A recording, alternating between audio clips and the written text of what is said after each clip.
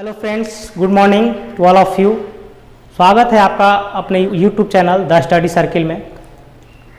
आज मैं ज्योग्राफी के कुछ महत्वपूर्ण टॉपिक लेकर आया हूं, जिसका नाम है प्रायद्वीप भारत की नदियां। प्रायद्वीप भारत की नदियों के बारे में हम लोग देखेंगे विस्तार से कि प्रायद्वीप भारत की नदियां किस राज्य में बहती हैं, किस सागर में गिरती हैं, ठीक है। और उस सारे नदियों के बारे में देखेंगे कि उस पर कौन सा डैम या फिर कौन सा बांध बना हुआ, ठीक है। तो इस सारे हम एक पूर्वी घाट की नदियों के बारे में बताएंगे और एक पश्चिमी घाट की नदियों के बारे में बताएंगे। कौन सी नदी आपको अरब सागर में गिरती है और कौन सी नदी बंगाल की खाड़ी में गिरती है। तो आइए हम लोग देखते हैं कि कौन सी नदी कहाँ बहती है, किस राज्य में बहती है, और उस पर बने डैम के बारे में देखते हैं। दामोदर नदी, दामोदर नदी के बारे में हम लोग जानेंगे कि दामोदर नदी जो है छोटा नागपुर के पठार से निकलती है, जो कि छोटा नागपुर पठार झारखंड में पड़ता है। छोटा नागपुर पठार को ही भारत का रूर कहा जाता है, ठीक है। दामोदर नदी कहाँ से निकलती है? छोटा नागपुर के पठार से निकलती है। ये आ करके दामोदर नदी हुबली में मिल जाती है, जो कि हुबली बंगाल में बहती है। हुबली में मिल करके ये बंगाल की खाड़ी में गिर जाती है। दामोदर नदी की कुल लंबाई 592 किलोमीटर है और हुबली नदी की लंबाई 260 किलोमीटर है, ठीक है। और उसके जस्ट नीचे में आ जाइए फिर स्वर्ण रेखा नदी। स्वर्ण रेखा नदी के बारे में मैं बताना चाहूँगा कि स्वर्ण रेखा नदी भी ये भी छोटा नागपुर के पठार से निकलती है और खरकई तुर्क पहाड़ी से निकलती है और इसकी कुल लंबाई 474 किलोमीटर है। स्वर्ण रेखा की कुल लंबाई कितनी है? 474 किलोमीटर है। कहाँ से निकलती है? छोटा नागपुर के पठार से निकलती है। और कहाँ गिरती है? तो बंगाल की खाड़ी में गिरती है। और देखिए उसके जस्ट नीचे एक नदी बहती है जिसका नाम है बैतरनी नदी। बैतरनी नदी की कुल लंबाई कितनी है? 360 किलोमीटर। बैतरनी नदी की लंबाई कितनी है? 360 किलोमीटर। बैतरनी नदी किस राज्य में बहती है? उड़ीसा में बहती है। बैतरनी नदी किस राज्य में बहती है? उड़ीसा में बहती है, ठीक है। और उसके जस्ट नीचे आ जाए ब्राह्मणी नदी। ब्राह्मणी नदी की कुल लंबाई कितनी है? 799 किलोमीटर है। ब्राह्मणी नदी की लंबाई कितनी है? 799 किलोमीटर है। ब्राह्मणी नदी भी आपको उड़ीसा में बहती है। अब उसके जस्ट नीचे आएंगे तो हम लोग महानदी को देखेंगे। महानदी जो है ये छत्तीसगढ़ के सिहवा नामक स्थान से निकलकर बंगाल की खाड़ी में गिर जाती है। कुल महानदी की कुल लंबाई कितनी है? 885 किलोमीटर। महानदी की कुल लंबाई 885 किलोमीटर है। महानदी के बारे में हम लोग एक महत्वपूर्ण बात है, इसको हम लोग हमेशा याद रखेंगे कि महानदी पर सबसे बड़ा बांध, दुनिया का सबसे बड़ा बांध हीराकुंड बांध जो महानदी पर निर्मित है, ठीक है। गोदावरी ने उसके जस्ट नीचे महानदी के बारे में एक बार और जानेंगे कि महानदी की दो प्रमुख सहायक नदियां हैं। एक का नाम है तेल और एक का नाम है जोंक, ठीक है। एक का नाम है तेल और एक का नाम है जोंक। जोंक से नहीं, आप वो वाला जोंक नहीं समझ लीजिएगा। इस तरह याद रखने के लिए याद रखिएगा कि जोंक एक जो है किसकी सहायक नदी है? महानदी की है। और तेल किसकी सहायक नदी है? तो महानदी की है, दक्षिण से मिलने वाली नदी है, ठीक है। ये दो ऐसे तो बहुत सारी है, कांकेर है, चपारा है, वो सबको नहीं पूछता है। ये दो महत्वपूर्ण नदियां हैं जो महानदी की है, जिसको बार बार पूछते रहता है, ठीक है। तो उसके नीचे हम लोग जस्ट देखेंगे महानदी के नीचे आती है गोदावरी नदी। गोदावरी नदी की कुल लंबाई है 1465 किलोमीटर। गोदावरी नदी की कुल लंबाई कितनी है?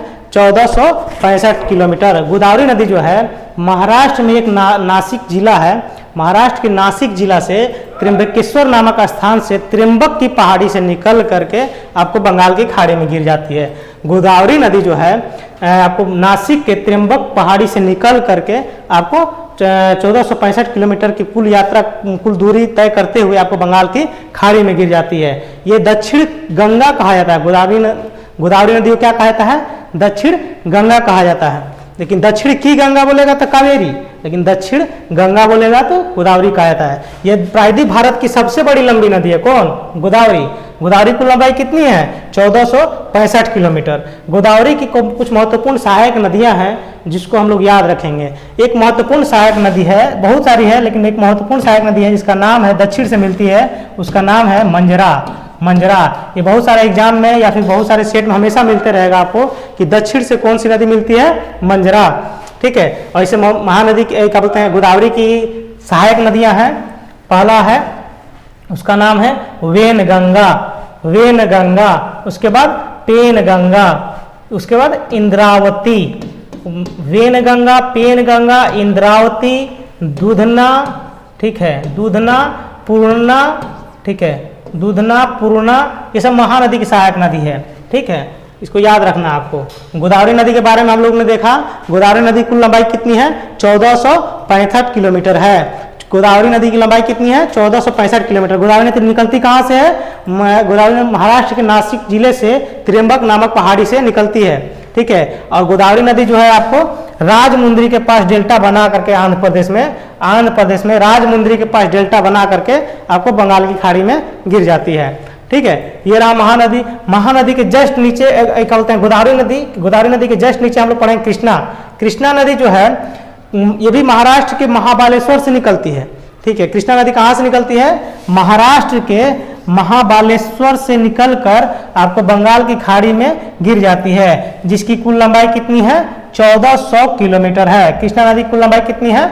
1400 किलोमीटर है। कृष्णा नदी के बारे में, कृष्णा सहायक नदियां बहुत इंपॉर्टेंट है।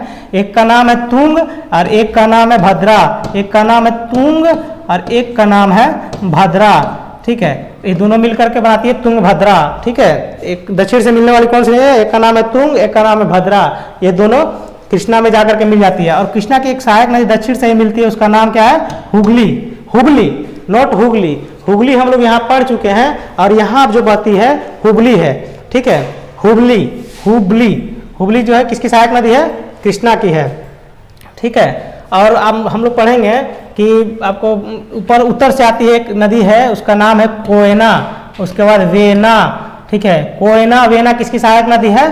कृष्णा की सहायक नदी है। कृष्णा से वेना, कोयना और वेना, कोयना और वेना किसकी सहायक नदी है?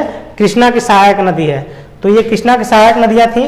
कृष्णा की कुल लंबाई कितनी है? 1400 किलोमीटर, ठीक है। इसी पर एक बांध बना हुआ है, नागार्जुन सागर बांध परियोजना। किस नदी पर है? कृष्णा नदी पर है। नागार्जुन सागर बांध परियोजना कृष्णा नदी पर है। और आइए तमिलनाडु में, तमिलनाडु और कर्नाटक में एक बहती है पेन्नार नदी। पेन्नार नदी की कुल लंबाई कितनी है? 800 किलोमीटर। पेन्नार नदी जो है आपको कर्नाटक के कोलार से निकलती है। कहाँ से निकलती है? कर्नाटक के कोलार से निकलती है पेन्नार नदी, जो कर्नाटक और तमिलनाडु में बहती है। इसकी कुल लंबाई कितनी है? 800 किलोमीटर है। अब उसके बाद आइए कावेरी नदी के बारे में देखते हैं। कावेरी नदी की कुल लंबाई कितनी है? 500 किलोमीटर। कावेरी नदी जो है आपको कर्नाटक के ब्रह्मगिरी पहाड़ी से निकलती है। कहाँ से निकलती है? कर्नाटक के ब्रह्मगिरी पहाड़ी से निकल करके आपको बंगाल की खाड़ी में गिर जाती है। इसकी कुल लंबाई कितनी है कावेरी की? कावेरी की कुल लंबाई 500 किलोमीटर है, ठीक है। कावेरी की बहुत महत्वपूर्ण सहायक नदियां हैं कामिनी, कावेरी का है कामिनी, भामिनी, ये सब किसकी सहायक नदी है? कावेरी की सहायक नदी है, ठीक है। उसके बाद देखते हैं वैगई पर। वैगई नदी की लंबाई कितनी है? 258 किलोमीटर। वैगई नदी जो है वर्षानंद पहाड़ी से निकलती है। ये क्वेश्चन पूछ चुका है कि वैगई नदी की लंबाई कितनी है। तो वैगई नदी की लंबाई कितनी है? तो आपको 258 किलोमीटर। लेकिन कहाँ से निकलती है वैगई नदी? तो वर्षानंद पहाड़ी से निकलती है। और एक नदी है ताम्रपर्णी नदी।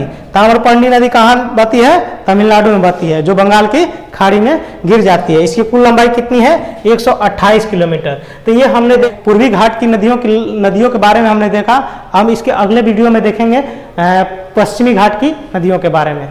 तो अगले वीडियो का इंतजार कीजिए। जय हिंद, जय भारत।